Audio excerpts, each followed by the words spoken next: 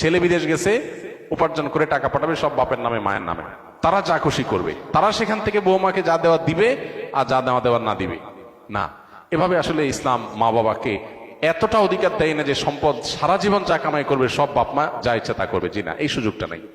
একটা সন্তান যখন প্রাপ্তবয়স্ক হয়, সে যখন উপার্জন করে, তার সকল টাকার পয়সা এনে মায়ের কাছে দিতে হবে, বাবার কাছে দিতে হবে, তারা যা খুশি করবে না, শরীয়ত এটা বলে না। শরীয়ত বলে সম্পদ যে উপার্জন করেছে এর ব্যাপারে অধিকার একমাত্র তার। হ্যাঁ, উপার্জিত সম্পদ থেকে মার চলার জন্য, মার বেঁচে থাকার জন্য, সুস্থতার জন্য, চিকিৎসার জন্য যেটা প্রয়োজন সন্তান হিসাবে সাধ্য অনুযায়ী, মায়ের নিজের না থাকলে বা দেওয়ার মতো ব্যবস্থা না থাকলে অবশ্যই সন্তানকে সেটা বহন করতে হবে। আর স্ত্রীর সর্বাবস্থায় স্বামী হিসাবে স্ত্রীর ভরণ পোষণ এটার ব্যবস্থা করতে হবে।